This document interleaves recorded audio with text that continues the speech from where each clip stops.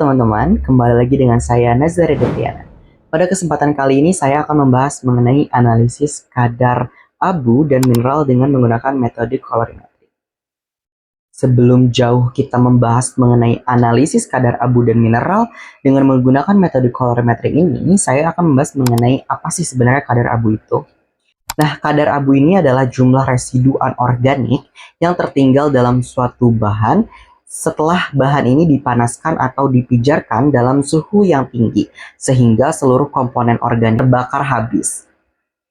Nah, abu yang dihasilkan ini terdiri dari berbagai mineral gitu ya, baik itu kalsium, magnesium, fosfor, besi, natrium, kalium, dan seng. Dimana penentuan kadar abu ini penting dilakukan nih teman-teman dalam analisis pangan ataupun farmasi maupun biologis karena dapat menunjukkan mutu, kemurnian, kandungan mineral total, serta kemungkinan adanya kontaminasi bahan anorganik, di mana dinyatakan semakin tinggi kadar abunya dalam suatu bahan, maka semakin besar kandungan mineral yang terkandung di dalamnya. Nah, analisis kadar abu ini teman-teman sangat penting. Misalnya, pada penentuan kadar kalsium yang ditambahkan dalam susu baik untuk penunjang tinggi badan ataupun membantu tinggi badan anak remaja ataupun untuk menjaga kesehatan tulang pada lansia. Jadi analisis itu sangat penting ketika produsen menambahkan suatu bahan seperti kalsium gitu yang tadi saya sebutkan sehingga perlu dicantumkan dalam informasi zat gizinya. Nah, kemudian apa sih mineral ini teman-teman? Nah, mineral ini merupakan suatu senyawa organik yang dibutuhkan untuk tubuh kita gitu ya dalam jumlah tertentu untuk mendukung berbagai proses fisiologis. Mineral ini dibedakan menjadi dua, yaitu mineral makro seperti kalsium, fosfor, magnesium, natrium, kalium, serta mineral mikro seperti besi, seng, tembaga, mangan, dan yodium. Nah, mineral ini memiliki fungsi yang penting teman-teman dalam tubuh kita. Misalnya kalsium dan fosfor membantu dalam membentuk dan menjaga kesehatan tulang ataupun gigi. Kemudian seperti natrium dan kalium mengatur keseimbangan cairan dan elektrolit dalam tubuh, membantu kerja enzim dan hormon, serta berperan dalam pembentukan hemoglobin dan sel darah merah seperti yang dilakukan oleh zat besi ataupun Fe. Mendukung fungsi saraf dan kontraksi otot, serta membantu proses metabolisme energi dan sistem imun. Kekurangan maupun kelebihan daripada mineral ini dapat menyebabkan gangguan kesehatan, sehingga analisis kandungan kadar mineral ini menjadi sangat penting dalam pengawasan mutu pangan dan kesehatan. Nah, kemudian kita masuk kepada analisis kadar abu dan mineral dengan menggunakan metode kolorimetri. Nah, metode kolorimetri ini merupakan metode analisis kimia yang didasari atas pembentukan warna akibat reaksi zat analit dengan pereaksi tertentu. Intensitas warna yang terbentuk sebanding dengan konsentrasi zat yang dianalisis.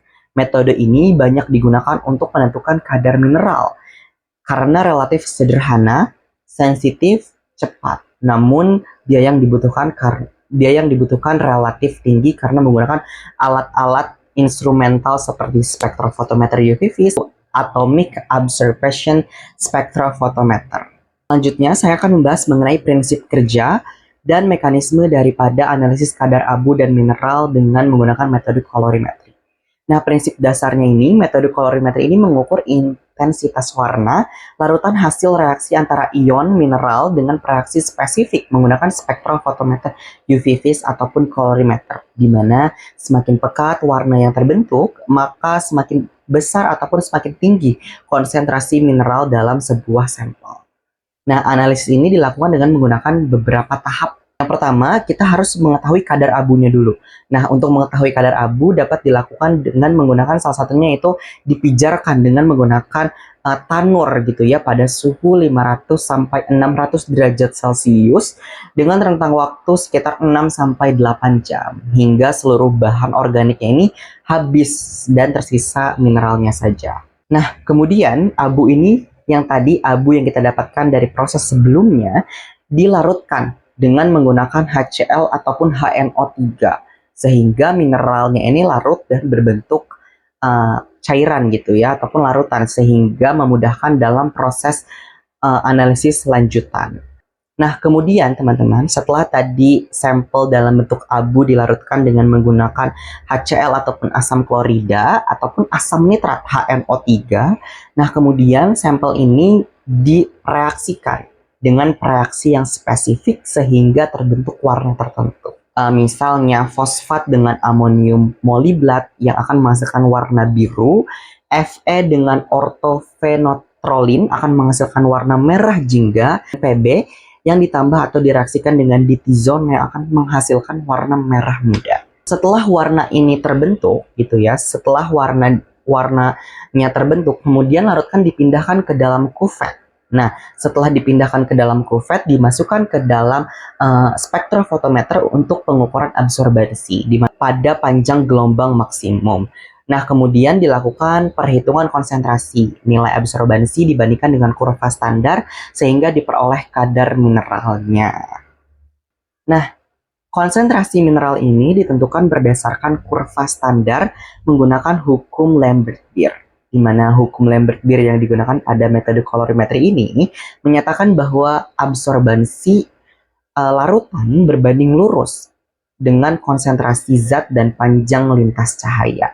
Di mana semakin tinggi konsentrasi mineral, maka semakin besar nih cahaya yang diserapnya. Nah, kemudian bagaimana sih spektrofotometer ini dapat menganalisis kadar mineral dalam suatu sampel? Nah, prinsipnya adalah spektrofotometer ini mengukur jumlah cahaya yang diserap oleh larutan pada panjang gelombang tertentu. Nah, kita harus mengetahui nih komponen-komponen utama dari spektrofotometer. Yang pertama ada lampu tungsten ataupun sebagai sumber cahaya gitu ya. Nah, lampu tungsten ini sebagai daerah visible dan lampu deuterium itu sebagai daerah ultraviolet. Nah, kemudian yang kedua ada monokromator, di mana monokromator ini berfungsi untuk memisahkan cahaya menjadi panjang gelombang tertentu. Nah, terus ada kuvet. Nah, kuvet ini adalah tempat sampel ini ditempatkan gitu ya, tempat larutan ditempatkan. Kemudian ada detektor. Detektor ini mengubah cahaya yang diteruskan menjadi sinyal listrik. Dan ada komputer ataupun display di mana untuk menampilkan nilai absorbansi. Nah, kemudian mekanisme pengukurannya ketika kuvet dimasukkan ke dalam tempatnya gitu ya, ke dalam alat spektrofotometer ini, kemudian ditutup dan alat dijalankan, cahaya dari sumber tuh akan dipancarkan. Kemudian monokromator memilih panjang gelombang tertentu dan cahaya itu akan melewati pada sampel gitu ya. Nah, sebagian cahaya yang lewat sampel ini diserap nih oleh si sampel gitu ya, atau larutan yang berwarna. Kemudian cahaya itu diteruskan lagi ke detektor, dan detektor ini akan menghitung absorbansi berdasarkan selisih intensitas cahaya sebelum dan sesudah melewati sampel. Semakin tinggi konsentrasi mineral, maka semakin besar absorbansi yang terbaca. Teman-teman, dalam menganalisis kadar mineral dengan menggunakan metode kolorimetri dan alat spektrofotometer ini, tentunya kita harus mereaksikan gitu ya, mereaksikan si sampel dengan reaksi tertentu dan sehingga menghasilkan warna yang terbentuk.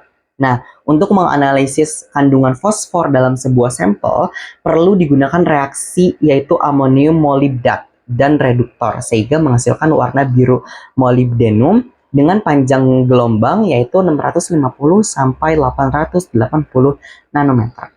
Nah, untuk menganalisis besi menggunakan reaksi yaitu ortofenantrolin yang akan menghasilkan larutan berwarna merah jingga dengan pengukuran pada panjang gelombang 510 nanometer.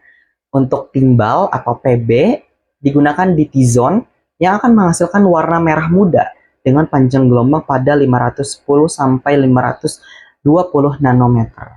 Mineral seperti nitrit menggunakan reaksi asam sulfinat dan NAD yang akan menghasilkan warna keunguan pada panjang gelombang 420 sampai 543 nanometer. Untuk mineral seperti nitrat digunakan brusin sulfat yang akan menghasilkan warna kuning pada panjang gelombang 410 nanometer.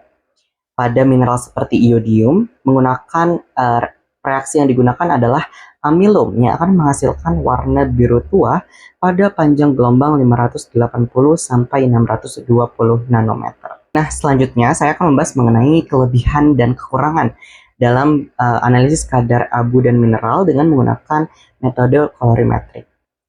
Nah, untuk kelebihannya, yaitu prosedurnya itu sederhana.